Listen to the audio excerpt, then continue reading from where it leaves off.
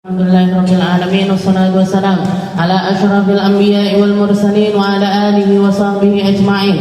Subhanaka la ilma lana illa ma 'allamtana innaka antal alimul hakim. Rabbi shrah li sadri wa yassir li amri wahlul 'uqdatam min lisani yafqahu qawli, amma ba'd.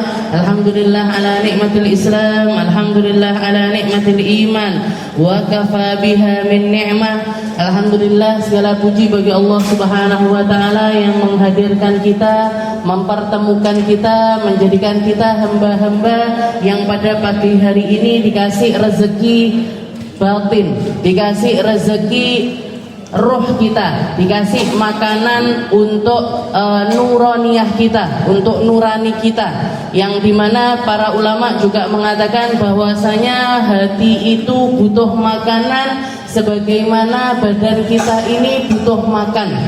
Hati kita itu butuh gizi sebagaimana badan kita juga butuh gizi. Hati kita butuh vitamin sebagaimana badan kita juga memerlukan berbagai macam vitamin tersebut. Setelah itu apa? Kalau vitamin ataupun gizi serta makanannya hati ini apa? Al-ilmu wal hikmah. Ilmu dan juga hikmah itu adalah makanannya hati. Kalau jenengan rajin makan mulutnya aja tapi hatinya nggak pernah makan, maka ini berarti kita ngenyangin fisik kita aja tapi hati kita selalu lapar. Orang kalau sudah hatinya lapar, jenengan kalau lagi lapar sampai lapar yang nemen, kira-kira gimana kondisi badannya? Lemes lah, pusing lah, arepe masak ala sarasan, mau gini ala sarasan gitu. Sama kayak kalau paling kelihatan itu hari pertama bulan Ramadan wis niku. Ngene kabeh. Tepar semuanya. Mau ngapa-ngapain lemes, nanti buka apa? Order aja lah, GrabFood, atau kalau enggak gitu nyari takjilan kelilingan. Jadi istilahnya seperti itu. Badan kalau sudah lemes, badan kalau nggak dikasih asupannya, nggak dikasih makanan, nggak dikasih minuman, akan lemas. Maka hati pun juga demikian. Hati itu juga seperti itu. Kalau kita ngerasa saya mau ngaji kok males, saya mau sholat jamaahan kok males, saya mau bakti orang tua ini kok nggak bisa-bisa, saya mau pengen sama suami itu kondisi keadaan hati ini enak, ini kok nggak bisa, sama anak-anak bawaannya marah terus, ini apa ini yang kurang? Jangan-jangan karena hatinya jenengan lapar. Jangan-jangan karena roh kita ini nggak dapat asupannya secara benar. Lalu gimana biar kita ini kondisinya selalu dalam keadaan yang indah, dalam keadaan yang nikmat hati ini gimana caranya? Salah satu usahanya adalah dengan mendatangi majelis-majelis ilmu. Kalau enggak gitu kasih asupannya lewat hikmah, Bu. Baca buku yang bermanfaat, baca buku yang bermanfaat, baca Al-Qur'an sak memahami maknanya, baca Al-Qur'an sama memahami maknanya. Ini biar kondisi hati kita ini selalu dalam keadaan kenyang. Jangan sampai cuman mulut kita aja yang kenyang, jangan sampai cuman perut kita aja yang kenyang, tapi kasih porsi dari makanan. Bahkan ada sebagian ulama itu yang bahkan setiap kali selesai ngajar, setiap kali beliau itu selesai memberikan petuah ataupun ngambil manfaat dari seseorang, yang dibaca itu doa habis makan. Alhamdulillahilladzi at'amani hadzal ta'am wa razaqanihi min ghairi haulin minni wala quwwah. Ditanya sama muridnya, Ustadz, ini kan doanya habis makan, kok dibacanya setelah ngaji, kenapa? Katanya beliau, karena roh saya barusan makan, karena hati saya baru saja makan. Alhamdulillahilladzi at'amani hadzal ta'am. Alhamdulillah, maha suci Allah Ta'ala yang memberikan saya makanan ini min ghairi haulin minni wala quwwah. Dan kalau bukan karena daya upaya sesuatu yang dikaruniakan oleh Allah Ta'ala kepada saya nggak akan bisa makan, nggak akan bisa mencicipi nikmatnya makan. Orang sakit itu makanan manis nggak kerasa manis, makanan asin nggak kerasa asin. Lagi covid nih, bikin jangan asem, garamnya sak toples dicipi, pangga ndak ada rasanya. Yang salah apa jangan asemnya? Bukan, yang salah adalah lidahnya. Kenapa? Karena lagi sakit. Karena lagi sakit. Kita itu Bu, kalau nggak dikasih karunia sama Allah Ta'ala, lidah kita bisa merasakan, dikasih syaraf-syaraf yang merasakan setiap kenikmatan dari rasa-rasa tersebut. Rasanya pahit ada sendiri yang bagian mencerna, rasa manis ada bagian sendiri yang mencerna, rasa asin ada bagian sendiri yang mencerna. Ada orang rasanya asin terus, ada orang rasanya manis terus. Nggak pas ini kalau jadi koki mesti gitu. Jadi kita itu makan aja, kalau nggak dikasih makan sama Allah Ta'ala nggak bisa makan. Kita kalau nggak dikasih karunia sama Allah Ta'ala untuk bisa merasakan semuanya dengan normal, nggak akan bisa. Orang-orang yang sakit itu pengennya sehat. Orang-orang yang sakit itu pengennya makan itu biasa. Tapi ada orang yang nggak bisa makan sampai akhirnya diinfus. Ada orang nggak bisa makan. Saya nemukan nenek saya itu sampai sepuh niku, sudah nggak bisa makan, nggak bisa dapat asupan apapun. Lidahnya atau mulutnya sudah nggak ngerespon dengan segala sesuatu. Akhirnya disonde. Dimasukkan selang ke dalam hidung untuk makanan itu langsung masuk ke dalam lambungnya. Jadi istilahnya min ghairi haulin minni, doanya Nabi Muhammad ini benar sekali. Min ghairi haulin minni wala quwwah. Ya Allah, kalau saya nggak dikasih makan bahkan nggak bisa makan. Kalau nggak dikasih minum, caranya minum untuk bisa merasakan rasanya, nikmatnya, hilangnya dahaga nggak bisa juga. Min ghairi haulin minni wala quwwah. Makanya sekarang ini kita lagi makan ruh. Kita ini lagi menikmati sajian-sajian rohaniah kita. Lagi ngasih gizi untuk ruh kita. Dan ruh ini nanti yang akan kembali kepada Allah. Ruh ini yang abadi, badan kita ini adalah sesuatu yang fana. Sesuatu yang fana pasti hilang. Sesuatu yang fana mesti berubah. Tapi kalau ruh itu nggak berubah, Bu. Jadi kalau misalkan jenengan punya hati yang baik, orang kalau punya hati yang baik, punya hati yang indah, sampai tua pun nggak berubah. Sampai tua pun insya Allah nggak akan berubah. Tapi kalau fisik kita selalu berubah. Yang dulu umur 20-an tahun nggak usah pakai hembody, nemen-nemen kulitnya mulus, kinclong dan lain sebagainya. Masuk usia 30 tahun kok gampang kering ya. Masuk usia 40 tahun jelek itu dewe gitu. Keluar keriput di sini, keluar keriput di sana, keluar flek di sana sini. Istilahnya ini apa ini? Ini pertanda kalau kita ini sesuatu yang fana. Kalau badan kita ini adalah sesuatu yang fana. Yang fana itu apa? Kullu man 'alaiha fan wa yabqa wajhu rabbika dzul jalali wal ikram. Katanya Allah Ta'ala, semua yang aku ciptakan itu fana. Semua yang aku ciptakan itu ada awalnya, ada akhirnya. Semua makhluk itu berubah.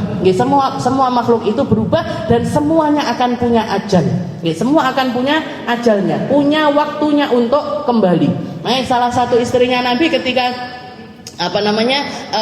nyenggol piring, akhirnya piringnya itu jatuh dan pecah. Katanya Nabi Muhammad, la tasubbus suhun, gak usah dicaci maki ini. Yang salah siapa sebenarnya? Piringnya apa? Istrinya. Yang salah kan kita kalau piring pecah. Masa kamu ini kok meleset dari tangan saya? Tapi kita itu seringkali kayak gitu, nyalahkan anaknya gedaduk, nyalahkan temboknya, nyalahkan mejanya. Mejanya nggak salah, Bu. Temboknya nggak salah. Karena dia nggak bisa ngapa-ngapain. Katanya Nabi Muhammad, ini barang-barang ini jangan dicaci maki. Kalau misalkan dia pecah, rusak ataupun inna 'alaiha ajalun ka'ajalikum. Katanya Nabi, semuanya ini, semua yang ada di atas muka bumi ini, bahkan semua makhluknya Allah Ta'ala itu punya ajal sebagaimana kamu punya ajal.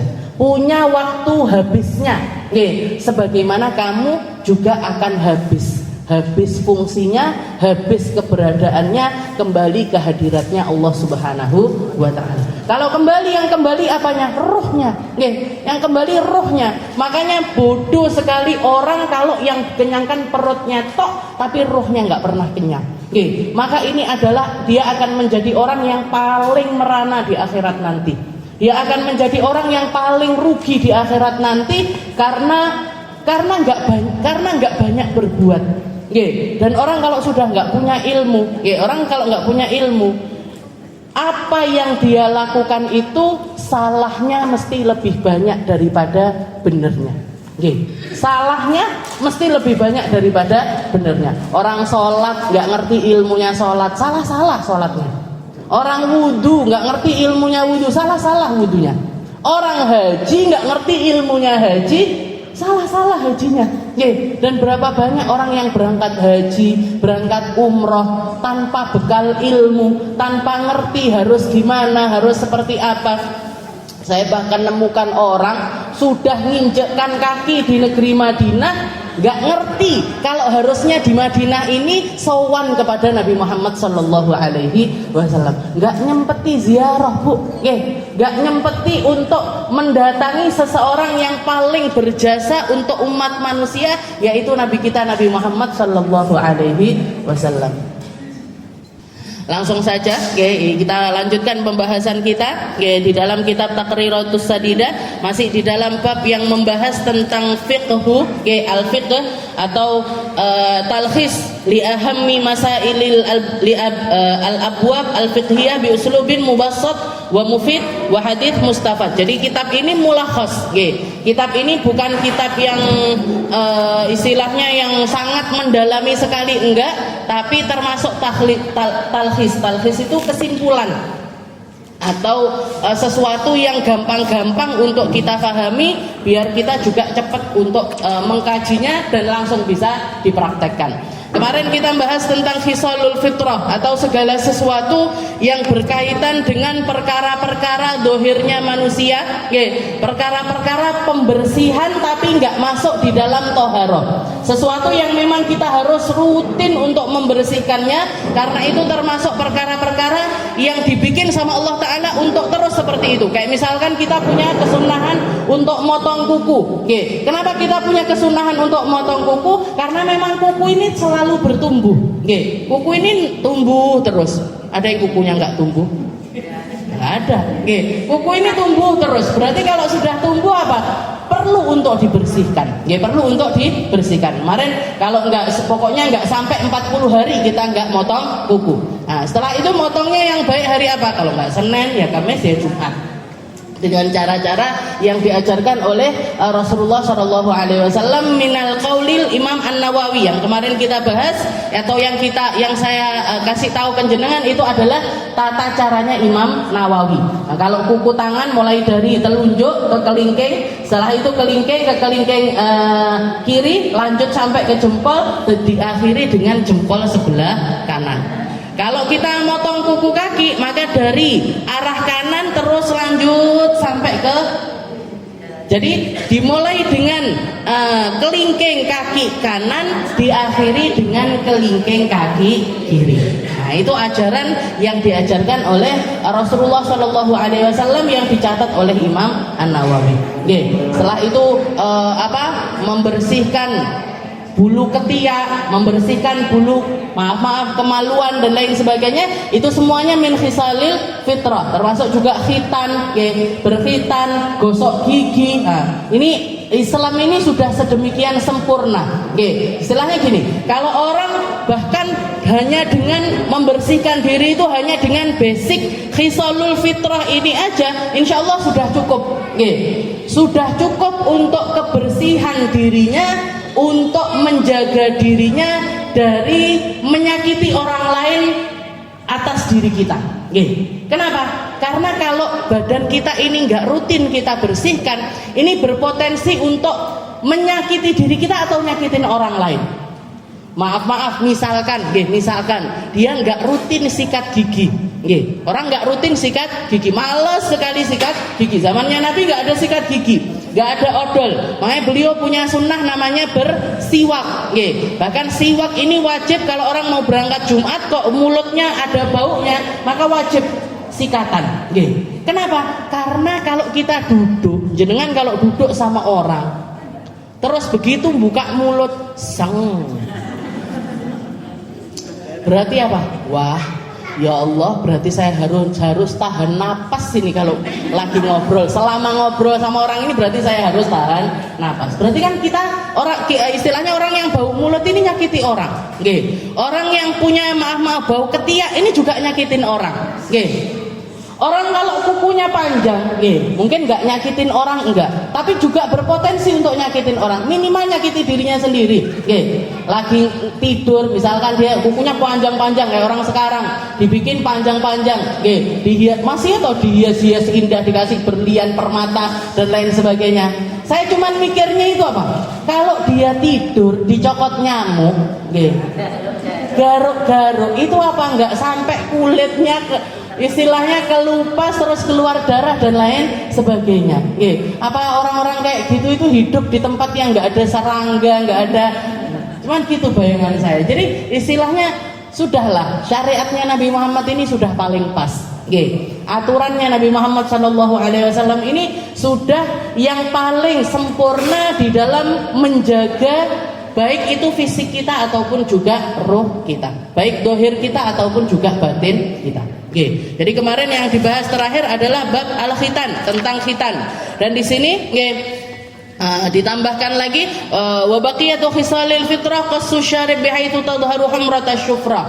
Dan ada beberapa perkara yang belum termasuk kita bahas kemarin tapi dibahas di sini, yaitu qassu syarib.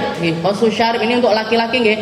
Jadi motong kumis, nggak dihabiskan, tapi rutin untuk dipotong.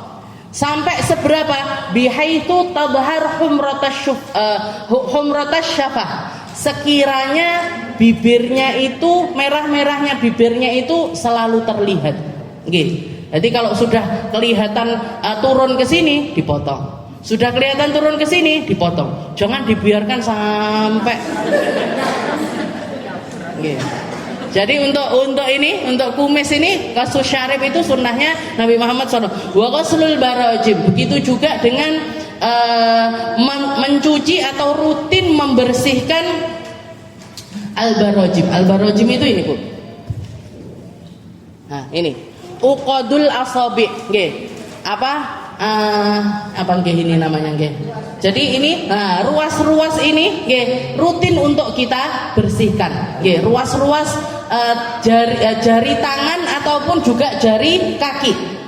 Jadi banyak orang nggak, istilahnya mandi aja, tapi bagian sini itu nggak sering diperhatikan. Nggak sering diperhatikan. Jadi jangan kalau mandi, termasuk tempat yang sebaiknya ikut digosok itu bagian sini.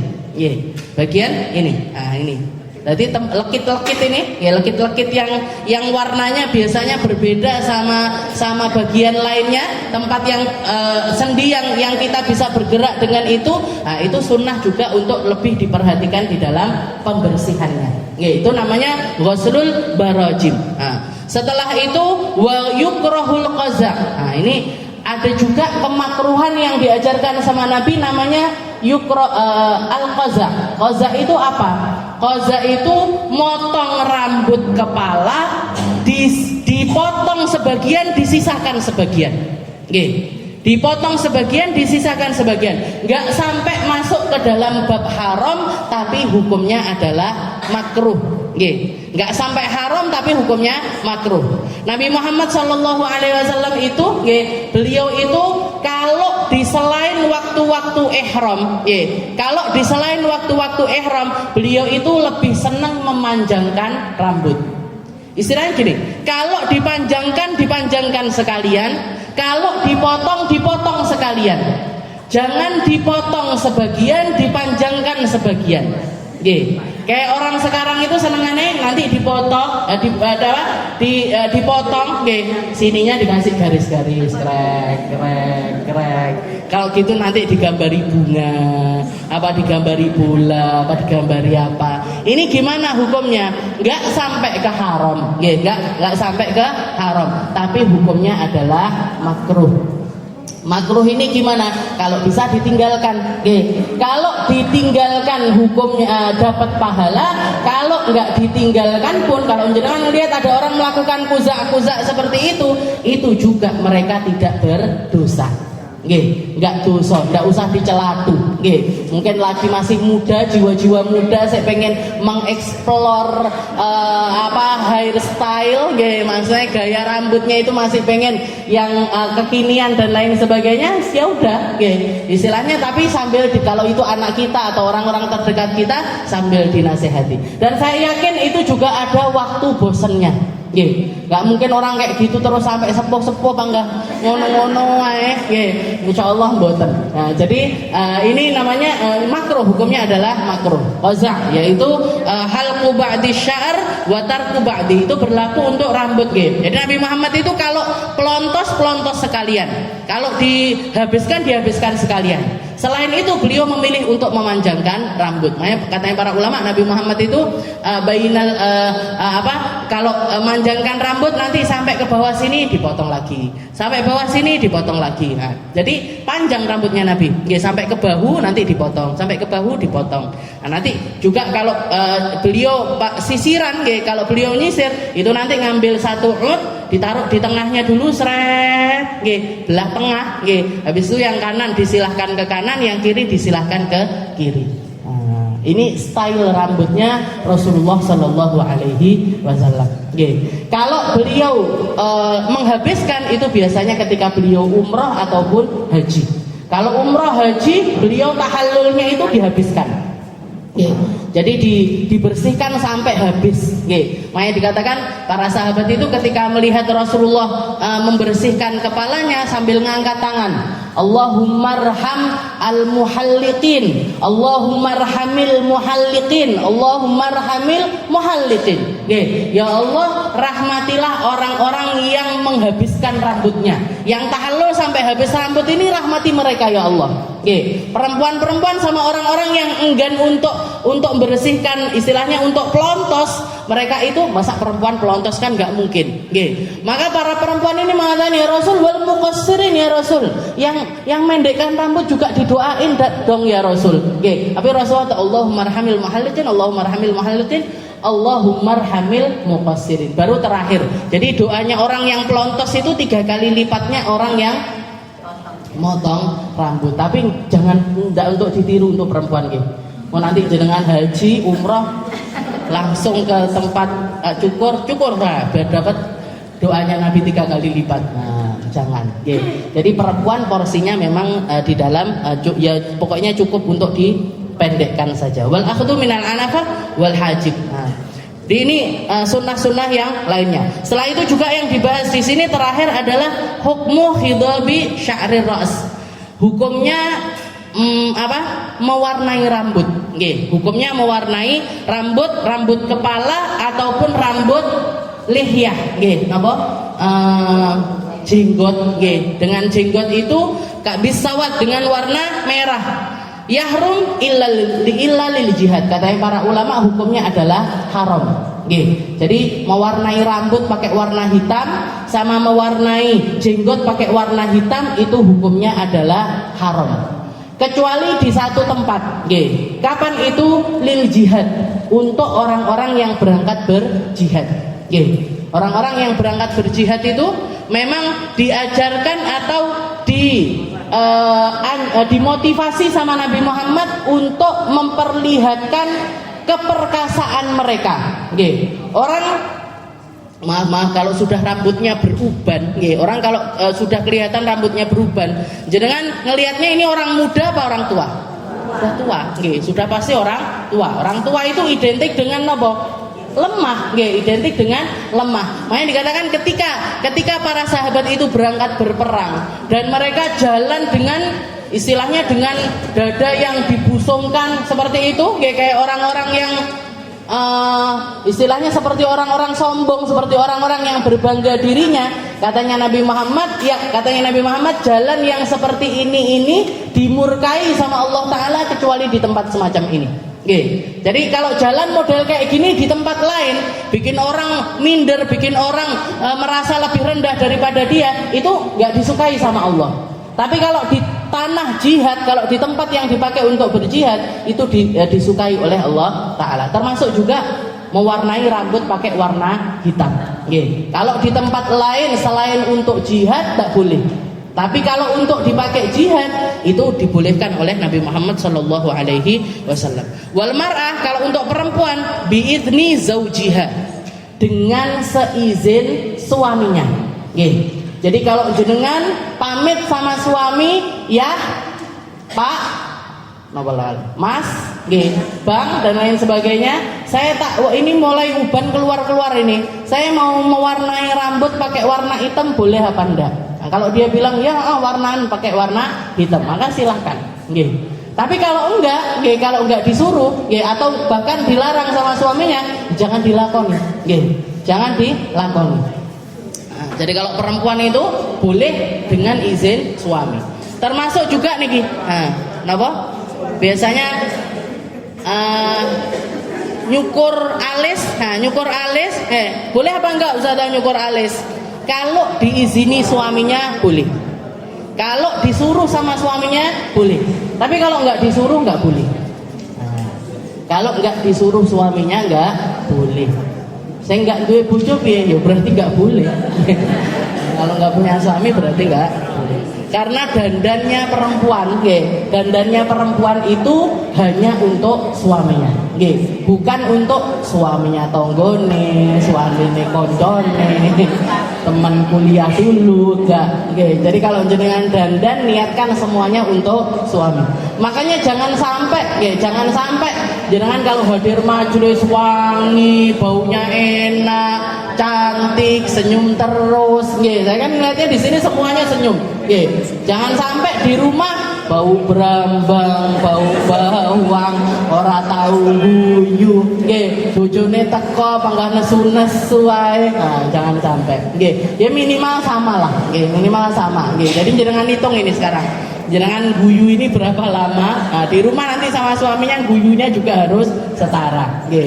Nah, karena nggak ada faedahnya Bu, gitu kan hadir majelis sana sini, tapi nggak membuat kita tambah berbakti sama orang-orang terdekat kita.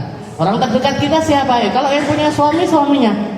Kalau belum punya suami ya orang tuanya. Atau kalau suaminya sudah meninggal dunia berarti kembali lagi ke orang tua dan juga anak-anaknya. Ini mereka orang-orang yang harus dapat porsi terbanyak dari kebaikan kita. Kalau jenengan bisa baik sama orang lain, sama keluarga harus lebih baik. Kalau jenengan bisa kumpul-kumpul sama orang lain, sampai berjam-jam dalam sehari ini sama keluarga juga harus dikasih ini porsinya. Harus dikasih porsinya. Jadi itu yang terakhir, yaitu hukmu khidabi sya'rir ra'si wal lihya bis sawad. Kalau laki-laki boleh untuk jihad, kalau perempuan boleh dengan seizin suami. Nah, ini menurut perkataannya Al-Imam Ar-Ramli. Sekarang kita masuk ke babul wudu. Kita masuk ke bab yang baru, yaitu tentang wudu. Jadi ini toharoh pertamanya kita, atau ilmu toharoh yang pasti dibahas di awal adalah wudu.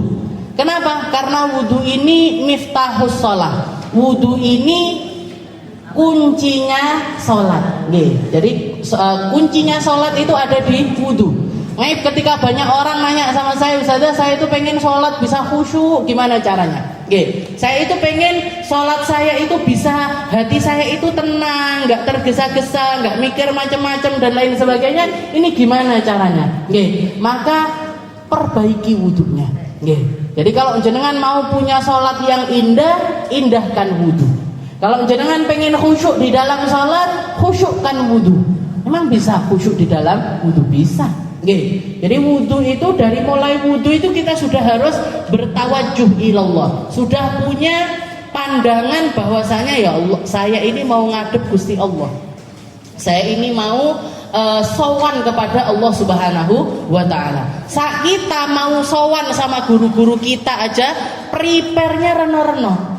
Kok sowan guru-guru kita. Jenengan kalau ziarah wali-wali, ibu-ibu yang biasa sering melakukan tur ziarah wali-wali, itu persiapannya itu luar biasa. Persiapannya itu luar biasa. Jadi kambine apa ya? Kembaran, jilbabe apa? Kembaran, kaos kaki apa? Kembaran. Dalemannya kembaran apa betul? Jadi pokoknya disiapkan segalanya. Ini kita mau sowan kepada Allah Ta'ala kok enggak persiapan. Kita masa mau datang kepada Allah Ta'ala, kucuk, pokoknya kena banyu, habis itu berangkat sholat. Ini enggak mungkin khusyuk kalau kita wudunya semacam itu. Jadi diperbaiki wudunya. Dikatakan di sini babul wudu, al wudu lughatan ismun li ghusli ba'dil a'dha wa huwa ma'khudun minal wadha'a wa hiyal hasan wal jamal. Dikatakan wudu ini, wudu itu apa sih? Wudu itu secara bahasa adalah membasuh sebagian anggota tubuh kita. Membasuh sebagian anggota tubuh yang memang diharuskan atau diwajibkan oleh Allah Ta'ala bagi kita untuk membasuhnya. Wa huwa ma'khudun minal wadha'ah, dan wudu ini diambil dari kalimat wadha'ah. Wadha'ah ini artinya apa? Al-hasan wal jamal. Jadi wudu itu diambil dari kalimat keindahan. Keindahan, kebagusan. Itu adalah arti dari wudu. Arti dari wudu. Kenapa? Karena keindahan diri kita itu letak terbesarnya ada di dalam wudu kita. Makanya kalau ada orang nanya skincare-nya apa? Air wudu. Itu kalau memang dia mendalami maknanya secara benar, itu bisa dibenarkan. Tapi orang sekarang kan itu cuma buat ngeles saja. Skincare-nya apa? Air wudu aja. Padahal treatmentnya ke salon ini 100 ribu. Nah, jadi istilahnya itu cuma buat ngeles saja biar nggak ketahuan kalau dia itu pakai produk-produk sesuatu dan lain sebagainya. Tapi kalau orang yang paham maknanya memang dengan sebenarnya, maka ini sesuatu yang benar. Karena wudu itu sendiri diambil dari kalimat al-wadha'ah. Al-wadha'ah wa huwa al-jamal wal hasan, sesuatu yang indah. Nabi Muhammad SAW ketika jadi Sayyidina Ali niku Sayyidina Ali bin Abi Thalib, menantunya Nabi Muhammad SAW, itu terkenal dengan kepahlawanannya di medan perang. Bahkan ketika ditanya sama Nabi, wahai Ali, hobimu itu apa? Hobimu itu apa? Sesuatu yang paling bikin hati kamu itu senang itu apa? Katanya Sayyidina Ali, gorok kepalanya orang kafir ya Rasul. Jadi saking senangnya beliau, dan beliau memang menangan, pendekar istilahnya, kesatria. Kalau duel gitu seringkali menang. Makanya beliau ketika punya putra, Sayyidah Fatimahuz Zahra, putrinya Nabi itu melahirkan anak laki-laki, Sayyidina Ali itu pengen ngasih nama Harb. Pengen dikasih nama, anaknya ini pengen dikasih nama dengan Harb. Harb itu artinya perang. Jadi bahkan anaknya pun pengen, pokoknya anakku tak jenenge perang. Dan dia itu jadi orang yang suka berperang juga, satria di medan perang. Jadi ketika ditanya sama Nabi, masmu ya Ali, kamu ngasih nama dia siapa wahai Ali? Harb ya Rasul. Tak kasih nama perang ya Rasul. Katanya Nabi, bal Hasan. Enggak, jangan. Kasih nama Hasan. Anak keduanya kayak gitu, kasih nama siapa wahai Ali? Harb ya Rasul. Tak kasih nama perang ya Rasul. Jangan, bal Husain. Hasan itu keindahan, Husain itu apa? Keindahan kecil. Maksudnya adiknya Hasan. Jadi Husain itu isim tasghir, maksudnya ya baik indah juga, tapi indah istilah adiknya yang indah. Jadi dikasih nama bal Husain ya Ali. Jangan dikasih nama Harb. Jadi lahir yang ketiga Sayyidina Ali wes gak kasih nama Harb. Gak mungkin tak kasih nama Harb. Siapa ya Rasul? Muhsin, kasih nama Muhsin, tapi meninggal ketika masih kecil. Di putranya Sayyidina Ali yang laki-laki, dari Sayyidah Fatimah itu Hasan, Husain dan juga Muhsin. Jadi al-wadha'ah wa syar'an ismun li ghusli a'dha'in makhsusah bi niyatin makhsusah ala wajhin makhsus. Katanya para ulama, kalau secara syariat ini apa? Wudu ini apa? Wudu ini basuh bagian tertentu, membasuh enggak semua anggota badan dibasuh enggak, tapi bagian-bagian tertentu dari badan kita ini yang diwajibkan untuk dibasuh bi niyatin makhsusah, dengan niat khusus, ala wajhin maksus, dengan cara khusus. Jadi basuh anggota khusus dengan niat khusus dengan cara khusus. Dengan ada cara. Jadi 3 hal ini. Nah, 3 hal ini yang punya cara tersendiri. Bagian anggotanya sendiri, caranya sendiri, niatnya juga sendiri. Karena orang kalau dohirnya dia berwudu tapi nggak punya niat wudu, ya nggak jadi wudu. Orang basuh dia niat wudu tapi yang dibasuh bagian-bagian yang lain, nggak sah juga wudunya. Nggak sah juga wudunya.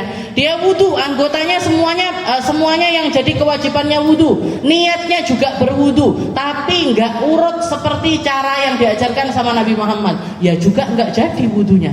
Nggak sah juga wudunya. Makanya 3 hal ini adalah sesuatu yang harus diperhatikan. Wa fadlul wudu warada 'an Nabi sallallahu alaihi wasallam la yusbihu 'abdun al-wudu illa ghufira lahu ma taqaddama min dhanbi wa ma ta'akhkhar. Ini fadilahnya wudu ini apa? Dikatakan sama Nabi Muhammad, barang siapa la yusbihu 'abdun al-wudu, tidaklah seorang hamba itu basah dengan wudu atau menyempurnakan wudu illa ghufira lahu ma taqaddama min dhanbi wa ma ta'akhkhar, kecuali dosanya dia yang lalu dan yang akan datang dihapus sama Allah.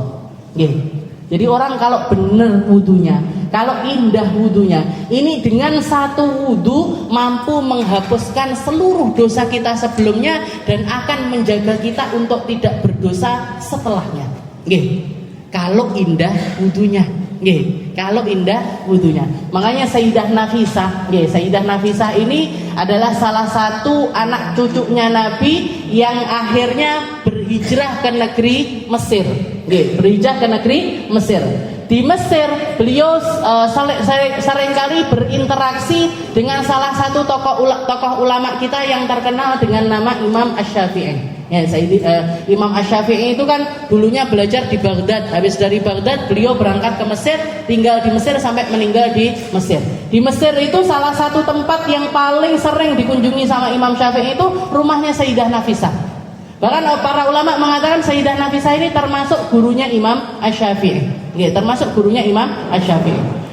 Dikatakan setiap kali Imam Syafi'i sumpah yang didatengin Sayyidah Nafisah.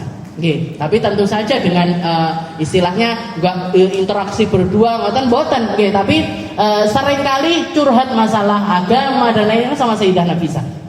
Dikatakan ketika Imam Asy-Syafi'i wafat, ketika Imam Syafi'i meninggal dunia, ditanya Sayyidah Nafisah, Imam Syafi'i itu orang yang seperti apa wahai Sayyidah Nafisah? Beliau ini sosok yang seperti apa? Bayangannya kita kan orang yang ilmunya luas, orang yang muridnya banyak, orang yang gurunya banyak, orang yang karangan kitabnya luar biasa. Karena yang terkenal, yang identik dari Imam Syafi'i itu memang itunya, kecerdasannya, keindahan akhlaknya, keluasan ilmunya. Ya kalau jenengan pernah dengar kisahnya Imam Syafi'i itu luar biasa cerdas.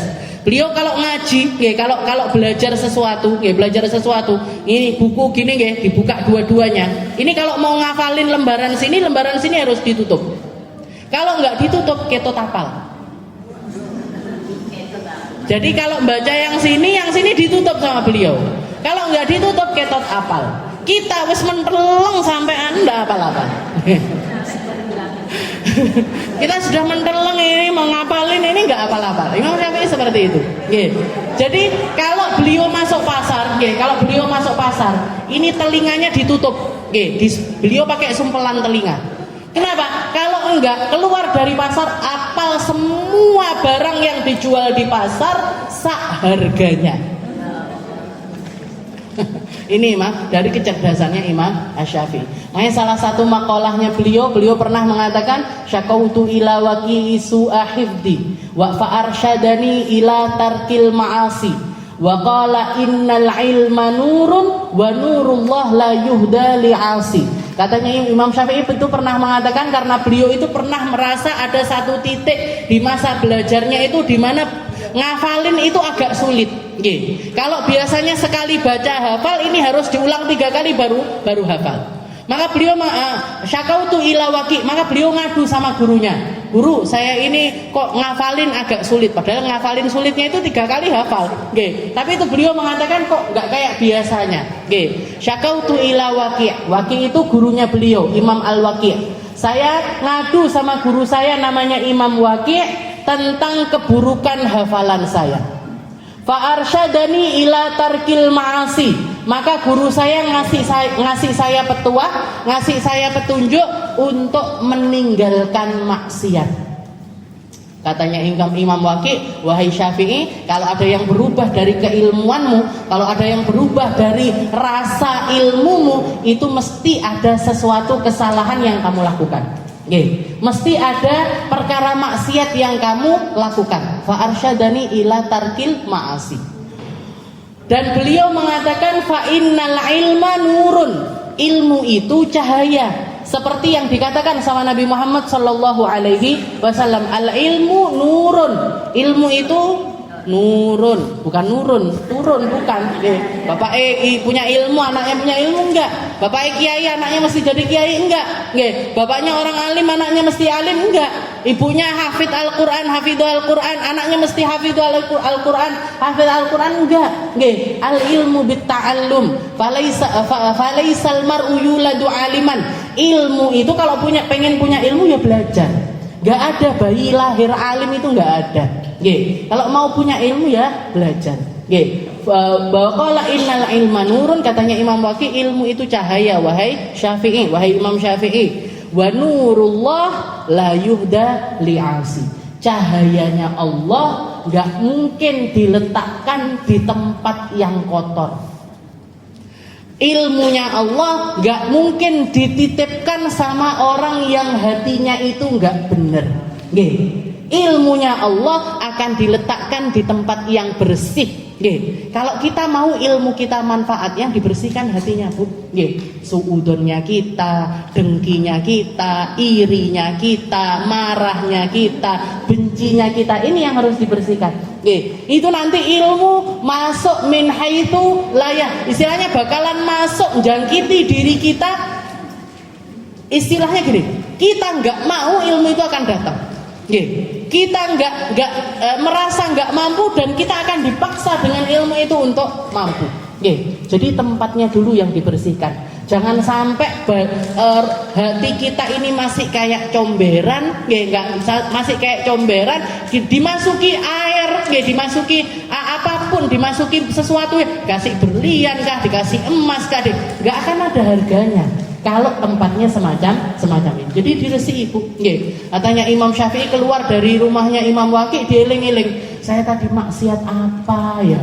Kok sampai saya ngafalin ini kayak gini, ini apa? Saya itu maksiat apa? Akhirnya beliau keinget, oh iya, sebelum saya ngaji ini tadi, sebelum saya belajar, sempat jalan-jalan di jalanannya Mekah, sempat jalan-jalan di jalanannya Mekah. Dan jalannya Mekah itu kan, orang kalau haji umrah itu kan menutup wajah itu kan nggak boleh. Nah, jadi orang perempuan semua mesti buka wajahnya rata-rata, walaupun ada yang mempertahankan untuk nutup wajah. Jadi rata-rata dibuka wajahnya. Akhirnya kan kelihatan semua, yang cantik, yang nggak cantik. Jadi Imam Syafi'i itu sempat sekelebet ngelihat ada perempuan cantik, terus terbesit di dalam hatinya, ayu nih wong kuwi. Jadi karena satu pandangan itu, karena satu pandangan itu berkurang hafalannya Imam Syafi'i. Akhirnya beliau tobat. Akhirnya tobat ini sampai kapan? Sampai ke tahap hafalannya beliau itu dikembalikan seperti sebelumnya. Sampai beliau bertobat, minta doa sama Allah Ta'ala, minta ampun sama Allah Ta'ala, sampai dikembalikan lagi rasa hafalan yang semacam itu, baru beliau belajar secara nyaman lagi. Jadi katanya Sayyidah Nafisah ketika ditanya Imam Syafi'i itu orang yang seperti apa, jawabannya beliau cuma satu, huwa rajulun hasuna wudu'u. Dia adalah laki-laki yang indah wudunya. Dia adalah seseorang yang kalau wudu itu indah sekali. Katanya orang-orang kok nggak kayak ekspektasi kita, dikira ya ilmunya atau muridnya atau gurunya, dan tapi katanya Sayyidah Nafisah, huwa rajulun hasuna wudu, dia orang yang wudunya itu indah. Orang kalau wudunya indah, salatnya indah. Kalau orang salatnya indah, Allah Ta'ala akan mengindahkan hidupnya dunia akhirat. Orang kalau sholatnya baik, Allah Ta'ala akan memperbaiki urusan dunia akhiratnya dia. Gak pakai repot-repot, gak pakai susah-susah, gak ada ceritanya piye yo carane nyelesaikan masalah saya ini, gak ada. Dia akan tahu persis saya harus ngomong apa, sampai seberapa, muamalahnya gimana, memulai dari mana. Dia akan ngerti kalau sholatnya baik. Kalau sholatnya baik. Jadi as-shalah khairu maudhu' wala yuhafid 'ala al-wudu' illa mu'min. Setelah itu Nabi Muhammad juga mengatakan sholat itu perkara paling baik. Dari sekian macam ibadah yang Allah Ta'ala berikan untuk diamalkan sama umat Islam, itu yang paling afdaluha wa arfa'uha, yang paling tinggi, yang paling afdal itu sholat. Jadi nggak ada yang bisa menandingi kebaikannya sholat. Nggak ada yang bisa menandingi kebaikannya sholat. Wala yuhafid 'alal wudu illa mu'min. Katanya Nabi, orang yang jagain wudu mesti dia orang iman. Makanya banyak termasuk amaliyahnya para ulama itu jaga wudu. Batal wudu lagi, batal wudu lagi, batal wudu lagi. Biar apa? Biar selalu ada di dalam golongannya orang iman. Biar selalu ada di dalam golongannya orang iman. Dan jenengan coba, 40 hari aja jenengan jaga wudu, mesti berubah uripe. Pasti berubah hidup kita. Jadi batal wudu, batal wudu, batal wudu. Mungkin awal-awal sulit, mungkin awal-awal sulit. Tapi sulit itu berarti pertanda kalau kita itu sedang berjuang. Kalau kita nggak punya kesulitan berarti kita nggak berjuang, Bu. Jadi awal-awal mesti sulit. Tapi nanti kalau sudah terus biasa, engkau nanti akan ada saat di mana aku rong wudu, padahal apa mau sholat enggak, tapi kayak enggak enak aja kalau enggak wudu. Sama kayak kalau jenengan sholat, arepe turu jam 7 atau jam 8 sudah ngantuk banget, ditahan. Kenapa Bu kok ditahan? Sek isaan pisan, karena kalau tidur belum sholat isya itu kayak hati itu nggak tenang. Nah ini pertanda kalau kita itu sudah terbiasa dengan kebaikan tersebut. Wudu juga seperti itu. Saya banyak melihat ada orang-orang, ketika saya belajar di Hadramut sana itu, saya banyak melihat ada orang ahlu tarim, orang-orang sekitaran, orang-orang asli daerah sana, orang-orang asli daerah Hadramut itu memang terkenal dengan kebaikan mereka. Mereka itu banyak yang ngamalkan sholat subuh pakai wudu isya, sholat isya pakai wudu subuh, sholat isya pakai wudu subuh, sholat subuh pakai wudu isya. Makanya mereka ini kalau kita sholat taraweh, kalau taraweh itu di Hadramut itu sholatnya sekali sholat itu 1 juz, Bu. Jadi nanti sebulan hataman Al-Quran di dalam sholat, hataman Al-Quran di dalam sholat. Jadi 1 juz. Nah, ini kalau kita kan sing biasa kulha ini kan mesti kemeng lah, wudunya gini lah gitu. Orang-orang sana itu sampai cegeh, anak-anak Indonesia, Malaysia, Singapura ini terkenal gampang batal wudu, terkenal gampang batal wudu. Mereka itu sampai bilang anak Indonesia, Malaysia, Singapura belakang aja sholatnya, biar enggak, karena kalau kita wudu sholat tengah-tengah sholat itu batal atau mau wudu kan mesti mundur keluar, akhirnya ganti lagi softnya, ngerapikan lagi, keluar lagi, ngerapikan lagi, kan ngoten. Ini nenek-nenek Hadramut ini, nenek-nenek orang Tarim ini sampai gedek-gedek ini kok batalan, padahal sik nom-nom, padahal masih muda-muda ini kok gampang batal. Saya itu juga tahun pertama itu sampai shock. Ya Allah, nenek-nenek ini cek kuatnya, baca Quran kuat, ibadah kuat, sholat kuat, gak ada yang batal satupun dari mereka. Saya deketi, beliau ini saya deketi, Nek, kok bisa gak batal-batal wudhu itu gimana? Jawaban mereka indah sekali. Mereka mengatakan, kami jaga apa yang masuk ke perut kami, maka Allah jaga apa yang keluar dari kami. Kita jaga ini, kalau mau makan dipastikan makanannya halal, dipastikan makanannya itu thayyib, dipastikan makanannya itu bukan cuman sekedar enak-enak aja. Guru saya itu bahkan ketika kita ngewangi bikin ngadon roti, katanya beliau, ini roti saya pakai dari tepung yang tak beli dari ladang gandumnya orang fulan bin fulan, yang manen ini, yang naruh pupuk ini, yang nyirami hari-hari ini. Orang sholat semua Ubabah, iya, semuanya orang-orang ahli iman, semuanya orang-orang ahli sholat, semuanya orang-orang ahli ibadah. Jadi sampai gandumnya kita plak pluk plak pluk plak pluk. Oh, pengen ini. Nah, pengen ini. Yo wes nggih, jangan salahkan Bapak enggak prat. Saya itu kalau nenek-nenek itu di Indonesia yang sering curhatnya gitu. Piye Pak iki? Nggih, mau wudu baru selesai pret. Mau sholat baru masih mau sholat pret. Ya Allah, kok beda jauh sama orang-orang di sana. Jadi cara mereka itu, jadi kami jaga apa yang masuk ke perut kami, Allah Ta'ala jaga apa yang keluar dari kami. Nggih. Setelah itu dikasih tips juga saya. Nggih.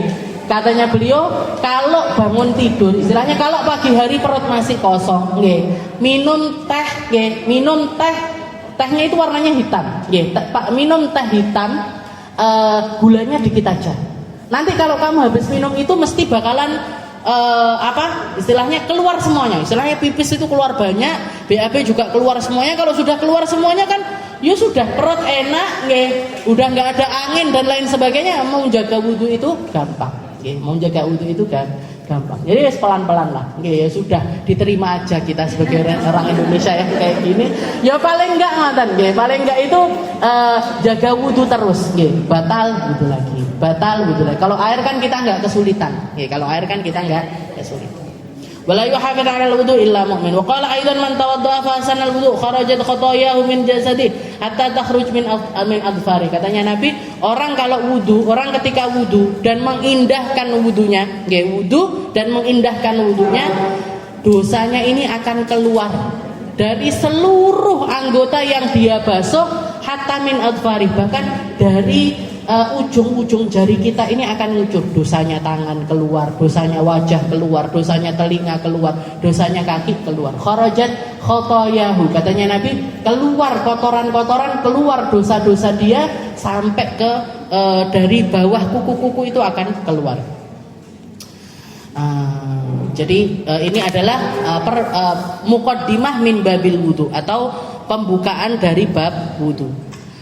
Dan kita lanjutkan tentang furudul wudu. Ini tentang fardunya wudu. Jadi wudu itu ini yang wajib nih. Jadi furudul wudu itu wajibnya wudu atau sesuatu yang harus ada di dalam wudu kita, yang nggak boleh di skip istilahnya. Fardunya wudu itu terbagi menjadi dua. Fardunya wudu itu terbagi menjadi dua. Yang pertama diambil dari sunnah.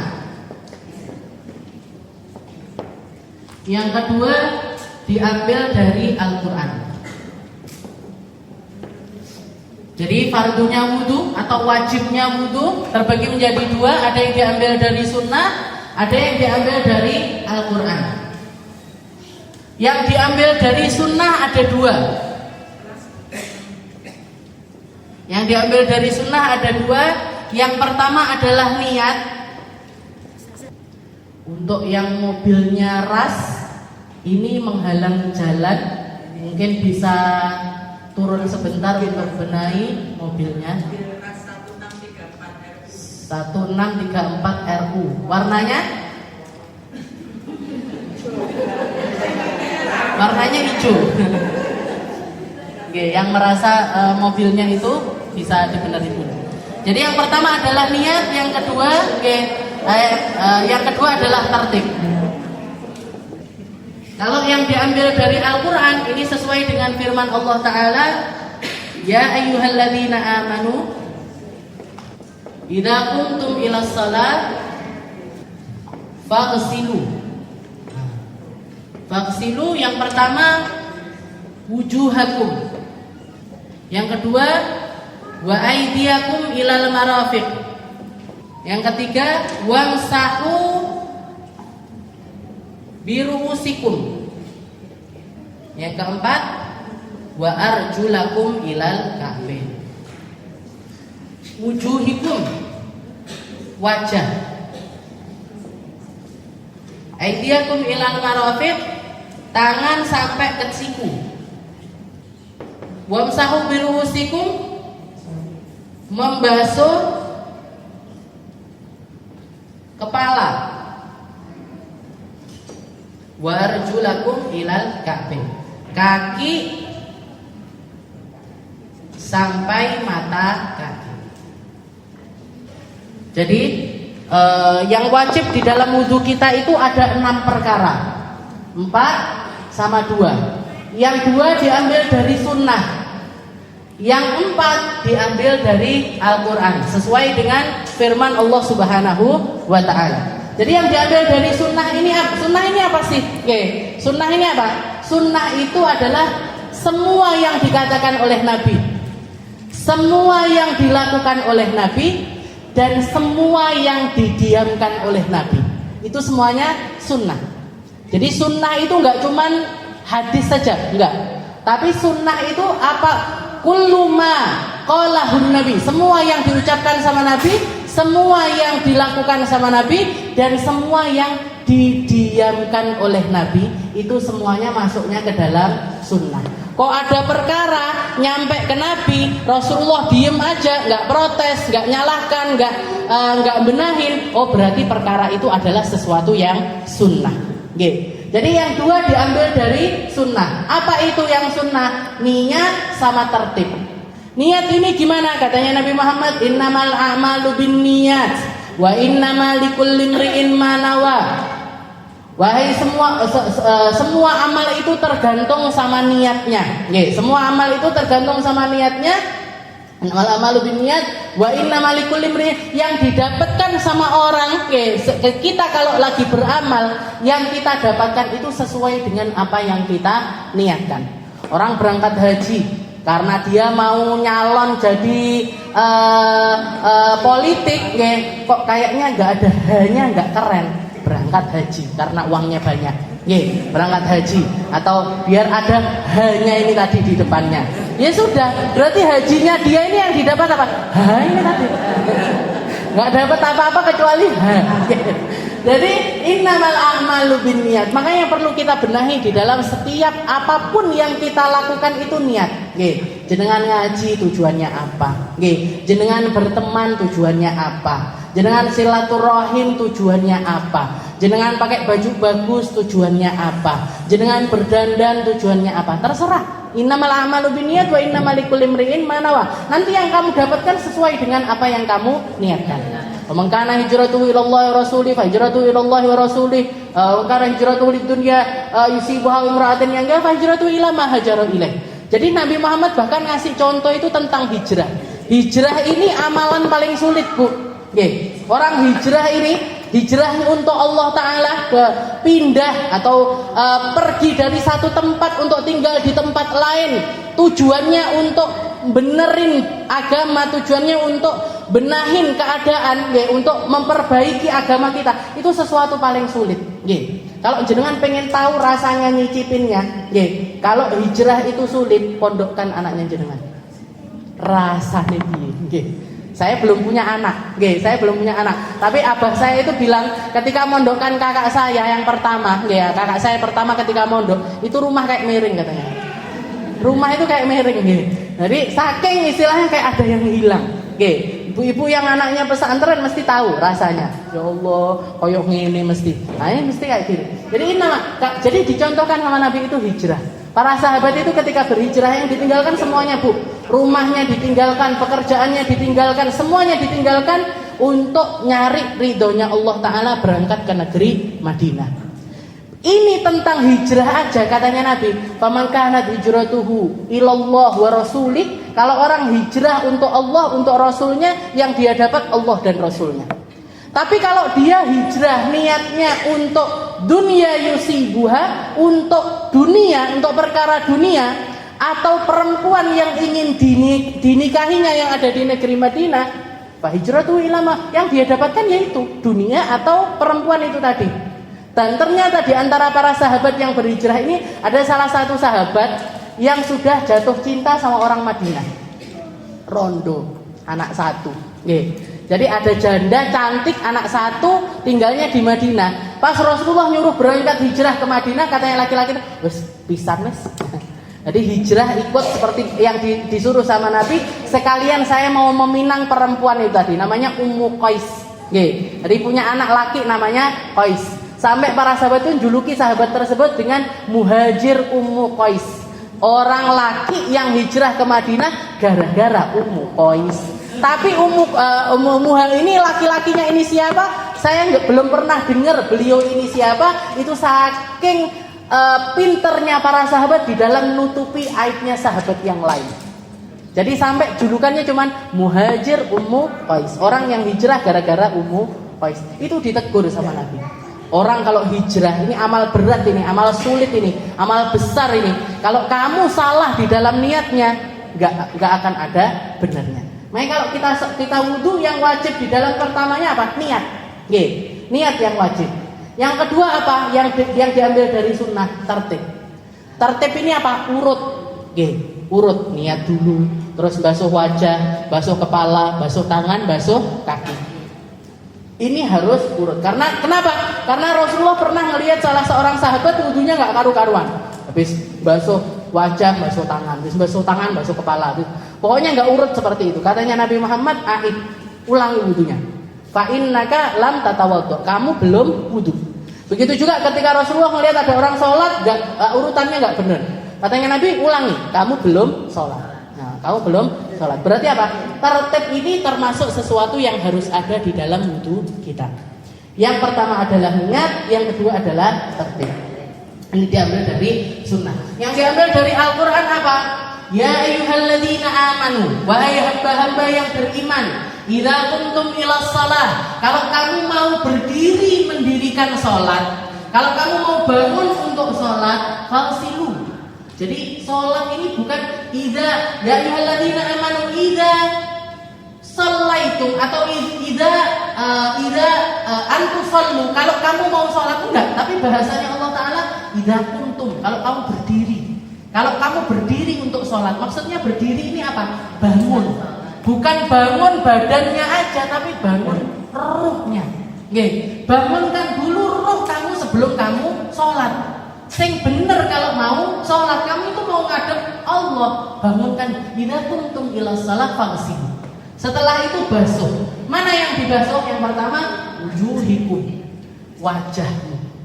Wajah ini mana? Ya ini al-muwajahah yang kita pakai untuk berhadap-hadapan. Batasannya mana wajah ini? Min manabiti sya'rir ra'si, dari tempat tumbuhnya rambut kepala sampai ke bawah rahang ini. Jadi ini ya, tulang yang ada di bawah ini. Nah, ini termasuk tempat yang wajib untuk dibasuh. Nah, ini jadi sini. Nah, ini tulang ini. Ini juga tempat yang wajib untuk dibasuh. Makanya para ulama kalau kita lagi basuh wajah, sunnah untuk dilebihkan sampai ke sini. Biar apa? Karena kalau kita ngepres di sini aja, nah nanti barangkali ada tempat yang nggak kena. Nah, barangkali ada tempat yang nggak kena, maka dilebihkan sedikit sampai ke sini. Dari tempat tumbuh sini sampai sini. Itu kalau memanjang. Kalau dari samping, dari batasan telinga ke batasan telinga yang lain. Dari batasan telinga sini, enggak ketok pokoknya ini ya, telinga sini sampai ke telinga sini. Itu bagian wajah. Harus sempurna, harus kena air semuanya. Bagian sini, bagian mata, pinggiran mata ini juga harus diperhatikan. Bawahnya hidung sini, daging yang di bawah hidung juga harus diperhatikan. Bagian sini dekatnya bibir, kena semuanya. Kalau jenengan pakai make upnya harus dibasuh semuanya, harus dihilangkan dulu. Kalau waterproof dan lain sebagainya, maka berarti harus dibasuh ini. Seberapa ini kalau kita bermake up Ustazah? Kalau misalkan saya orang yang kerja pakai make up, dan diwajibkan untuk pakai make up mau sholat, wudu, sampai seberapa? Kalau jenengan pakai, yang penting jadi pakai make up yang halal dan di situ nggak ada tulisan waterproofnya. Kalau waterproof berarti benar-benar harus dibersihkan. Pakai cairan yang memang bisa bersihkan itu tadi, make upnya itu tadi. Karena kena air berarti nggak nyampe. Kena air berarti nggak nyampe. Nah, tapi kalau kita sudah pakai make up yang bisa nyampe, istilahnya nggak waterproof, ini gimana? Kalau misalkan make upnya itu jenengan gini kan, nggak ada yang keluar dari make upnya, Nah, maka berarti ya sudah aman, langsung pakai sholat aja. Tapi kalau diginikan ada yang keluar, foundationnya keluar, lipstiknya keluar, ininya keluar, eyelinernya keluar. Nah, berarti masih butuh dibersihkan dulu. Istilahnya harus dibersihkan dulu, baru setelah itu kita berwudu. Harus dibersihkan dulu, baru setelah itu kita berwudu. Nah, ini bagian wajah dari ujung kepala ke sini, dari telinga dari sini ke sini. Itu batasannya. Kalau sini wujuhakum. Setelah itu yang kedua apa? Wa aydiyakum ilal marafiq. Tangan dari ujung tangan sampai ke siku-siku. Siku-siku ini pun batasannya kan ini. Batasannya kan siku di sini. Di persendian kita. Tapi juga dianjurkan untuk melebihkan. Karena nggak mungkin juga kita pas di sini aja. Dengan lebihkan sedikit.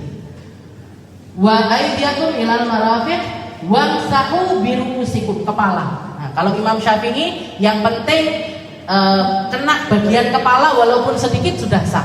Kalau Imam Malik harus diratakan ke seluruh kepala. Nah, rambut termasuk kepala. Rambut ini yang masuk kepala yang bagian mana? Yang ada di perbatasan ini. Nah, ini jenengan bisa wudu pakai, jadi istilahnya wudu airnya ditaruh di sini bisa, di sini bisa. Tapi kalau kita punya rambut panjang sampai segini, wudunya yang dibandingin yang sini ya, gini, nggak sah. Jadi wamsahu kepala bukan rambut, tapi rambut itu termasuk kepala. Nah, rambut itu termasuk kepala. Batasannya mana ini tadi? Pokoknya sampai ke bola masuk bola kepala. Pokoknya bagian kepala ini. Wa idyakum ilal marafiq wamsahu biruusikum wa arjulakum ilal ka'bain. Kaki sampai ke mata kaki. Tapi tetap juga sama. Kalau kita basuh bagian kaki, lebihkan sedikit ke atas biar semua bagiannya itu kena.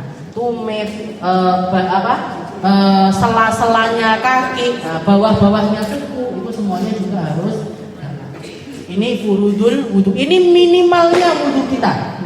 Minimalnya wudu kita ini 6 hal ini tadi harus ada. Niat. Jadi kalau urutan secara pengambilan hukum, Tapi kalau secara urutannya gimana?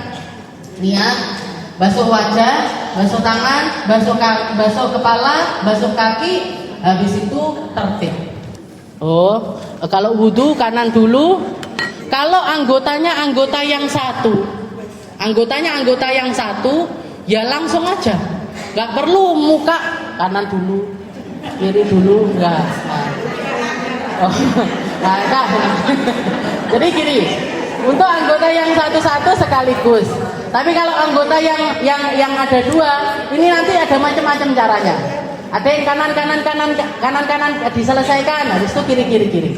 Ada yang kanan kiri. Nah, yang mana yang benar? Semuanya benar. Yang mana yang benar? Semuanya benar. Cuma nanti makanya kalau semakin kita belajar ilmu, kita nggak akan gampang nyalahkan orang. Jadi yang gini benar, yang gini juga benar. Nanti tafsirnya kita detailkan di pertemuan yang selanjutnya. Jelas nggih tentang wudu? Ya, insyaallah kita tutup, kita lanjutkan di pertemuan yang selanjutnya. Nanti masih ada nawaqidul wudu, masih ada sunanul wudu, masih ada sunah-sunahnya wudu, masih ada masih banyak sekali tentang bab wudu ini.